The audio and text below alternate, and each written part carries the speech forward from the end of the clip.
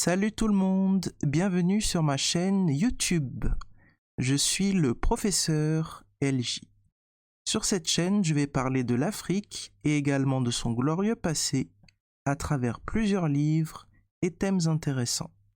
Le thème du jour sera le suivant, ces empires historiques et glorieux. Et le premier épisode sera un épisode exclusivement consacré à l'Empire du Mali. Soundiata Keïta est le fondateur de l'Empire du Mali. Les successeurs de Soundiata Keïta étendirent et consolidèrent l'Empire du Mali, dont l'influence allait de l'Atlantique à l'ouest, au lac Tchad à l'est. Ibn Khaldoun a fourni la liste complète des Mansa du Mali du milieu du XIIIe à la fin du XIVe siècle. Cette liste recoupe sur bien des points avec les informations fournies par les traditions orales du Manden. À la mort de Soundiata Keïta, plusieurs de ses fils ont régné sur le Mali. Mansa Oulé Keïta, de 1255 à 1270, puis ce fut Wati Keïta, de 1270 à 1274, et enfin, ce fut le tour de Khalifa Keïta qui régna de 1274 à 1275. Ensuite, c'est le petit-fils de Soundiata Keïta, prénommé Abou Bakr, et aussi connu sous le nom de Abou Bakr Ier, qui monta sur le trône et il régna de 1275 à 1285. Après la mort de Abou Bakr, Sakoura, qui est un esclave affranchi, donc ne faisant pas partie de la lignée des Keïta, s'empara du trône et régna pendant 15 ans de 1285 à 1300.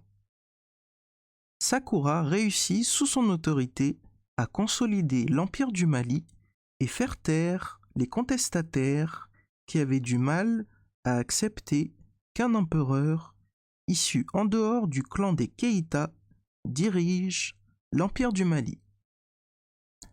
À la mort de Sakoura, les descendants de Soundiata Keïta retrouvèrent le pouvoir avec Gao, qui régna de 1305 à 1310. Ensuite, ce fut le tour de son fils, qui s'appelait Mohamed ibn Gao, aussi connu sous le nom de Mahmoud Ier. Il régna de 1305 à 1312.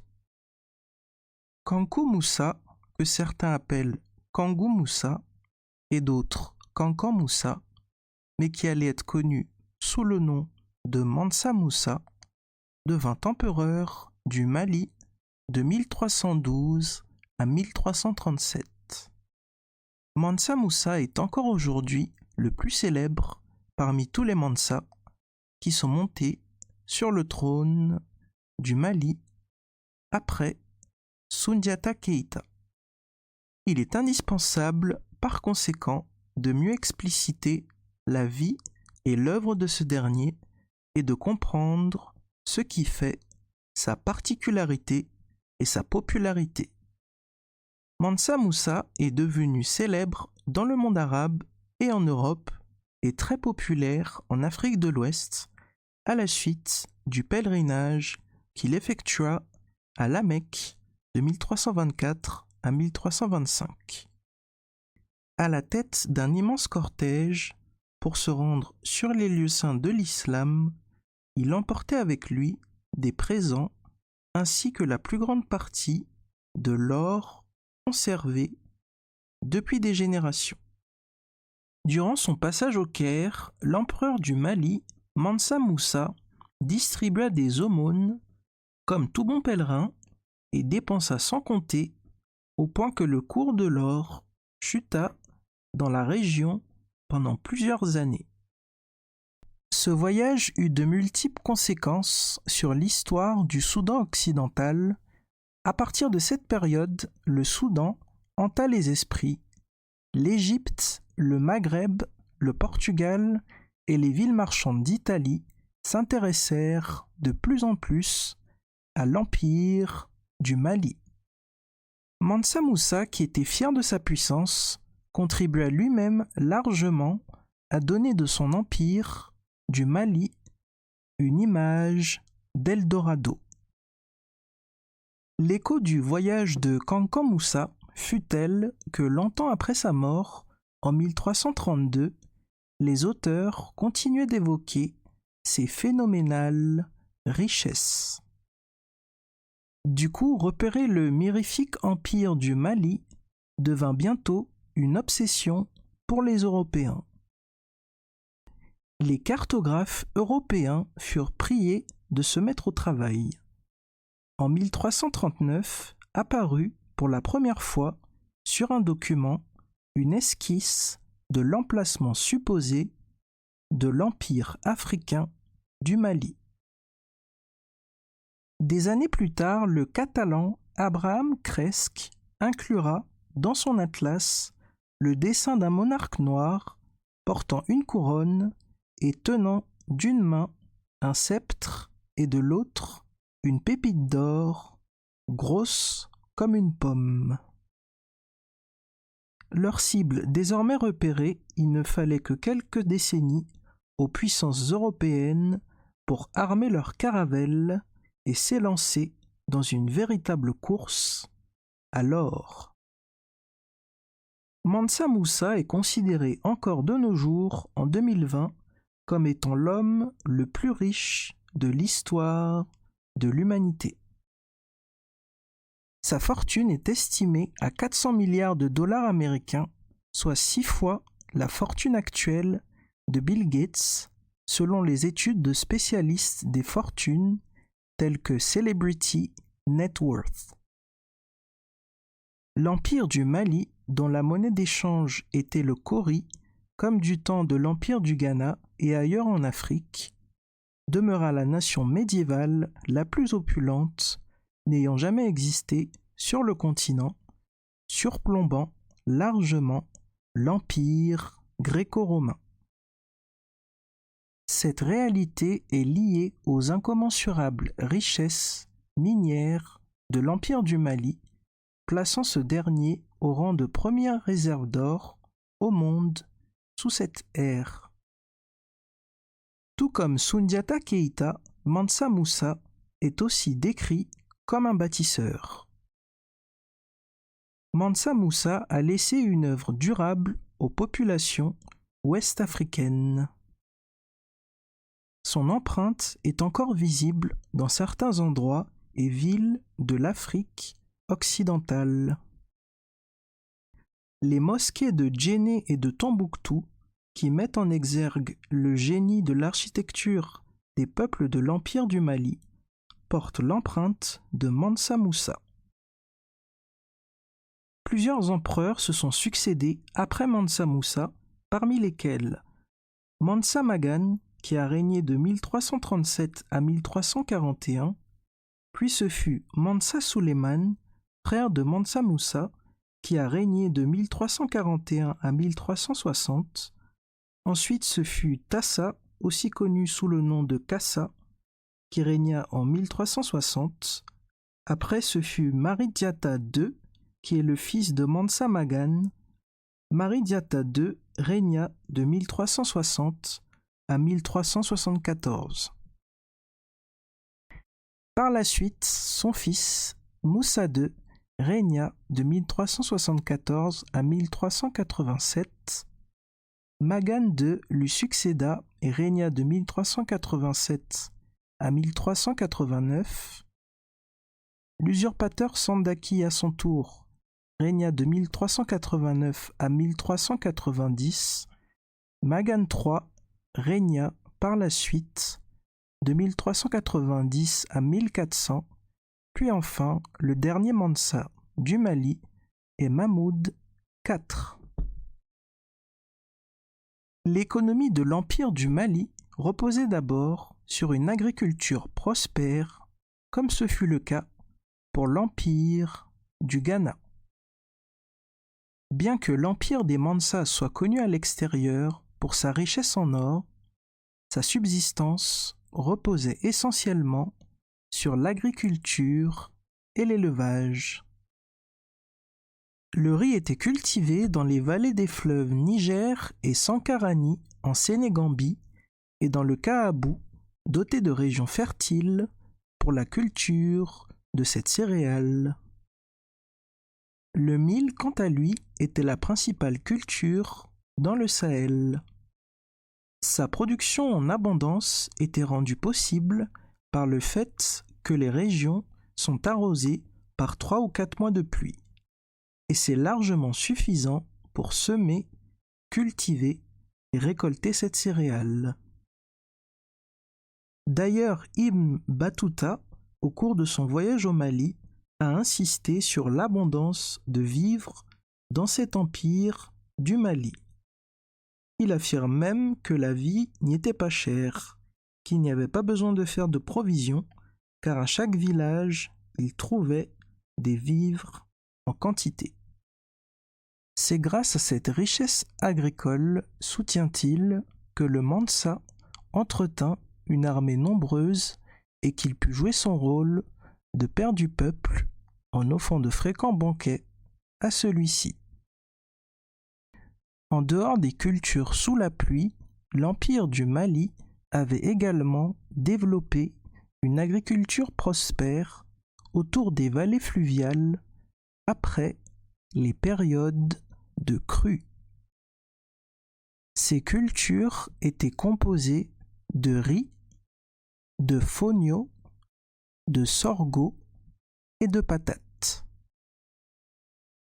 Les importantes réserves des greniers à céréales empêchaient toute famine et l'alimentation profitait d'un apport en fruits et légumes variés tels que haricots, navets, courges, ail, oignons et du karité. À cela s'ajoute le coton des plaines centrales que le colon français a trouvé en abondance dans cette région et qu'il a appelé l'or blanc.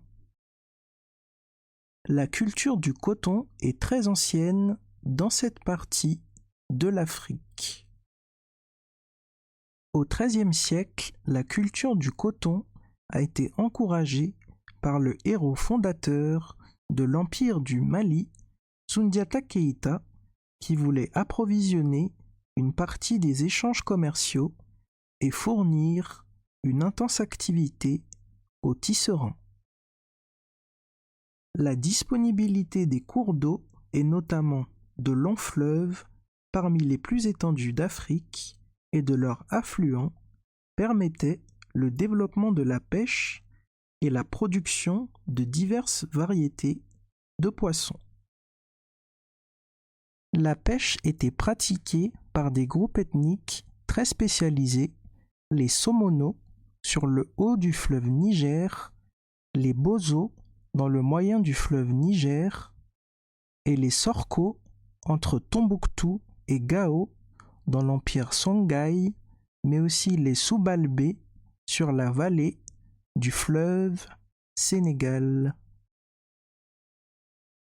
Des colporteurs malinqués commercialisaient dans les endroits les plus reculés de l'Empire du Mali une bonne part du poisson fumé et séché par des groupes de femmes participant ainsi à la vitalité des échanges avec les zones forestières d'où elles ramenaient du cola et de l'huile de palme. Il n'y a pas longtemps, on consommait dans les républiques du Ghana, de la Côte d'Ivoire et de la Haute-Volta le poisson de Mopti, ville qui s'est substituée à Djenné. L'agriculture, l'élevage et la pêche sont accompagnés par un artisanat qui était réservé à certaines castes. Chaque caste avait une tâche bien précise et tout le monde se mettait au travail. C'est aussi ce qui avait fait la force de l'Empire du Mali. Le travail du fer était l'affaire des forgerons.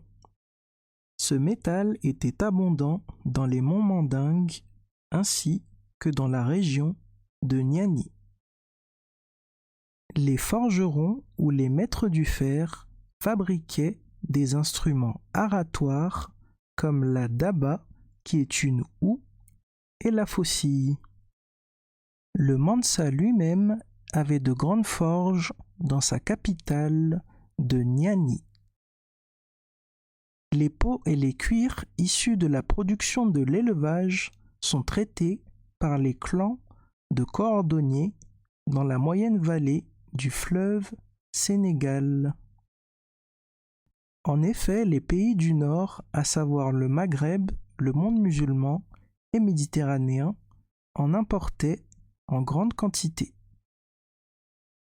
Le travail de l'or était pratiqué au Mandène par une fraction de forgerons appelés siaki qui résidaient dans les grands centres urbains. Au Tekrour et au Jolof, province située à l'ouest de l'Empire du Mali, le travail des métaux précieux était une tradition remontant au temps des Kayamagan, donc du Ghana. Les artisans de ces régions sont parmi les plus réputés de l'Afrique de l'Ouest. Ils pratiquaient et pratiquent encore l'endogamie. Alors, qu'est-ce que l'endogamie ? L'endogamie est une pratique sociale et culturelle où les individus se marient au sein d'un groupe spécifique, qu'il soit ethnique, religieux, social ou géographique. Le tissage était florissant. Il y avait par conséquent un grand commerce de tissus de rouleaux de cotonnade animé par les provinces de l'Empire du Mali qui en exportaient vers les populations du Sud. Les tissus teints de l'indigo devinrent très tôt la spécialité des habitants du Tekrour, également appelés tout couleurs, sur la moyenne vallée du fleuve Sénégal et des Soninké vivant dans la partie située à l'est de la vallée du fleuve Sénégal. Les différents secteurs, agriculture, élevage, pêche, artisanat, occupaient une bonne partie des activités des populations de l'Empire du Mali. J'espère que vous avez appris de belles et de bonnes choses aujourd'hui sur l'Empire du Mali. Si vous souhaitez en savoir davantage sur ce sujet et obtenir des informations intéressantes et croustillantes, je vous encourage à consulter les liens que j'ai mis sous la vidéo, et sous cette même vidéo, vous trouverez également les liens qui vous conduiront à la vidéo sur Mansa Musa et également celle sur Soundiata Keïta. Et surtout, n'oubliez pas de vous procurer le livre suivant, L'Afrique des grands empires du 7e au 17e siècle de Amadou Ba. J'ai remarqué que 87% d'entre vous qui regardez mes vidéos ne sont pas abonnés. Déjà, merci pour vos vues. Cela m'indique que ces sujets vous intéressent et me motive à vous en partager encore plus. Je débute sur YouTube et votre abonnement m'aiderait à beaucoup de niveaux, dont celui de faire passer notre histoire, unique et belle, à encore davantage de monde. Mais malgré tout, merci pour votre fidélité. Et puis comme d'habitude, nous arrivons à la fin de la vidéo. N'oubliez pas de liker, de commenter, de vous abonner et d'activer la cloche de notification pour être au courant dès que je poste une nouvelle vidéo et bien sûr de partager la vidéo. Retrouvons-nous très bientôt pour la deuxième partie de l'histoire sur l'Empire du Mali. C'était le professeur LJ. Bye bye.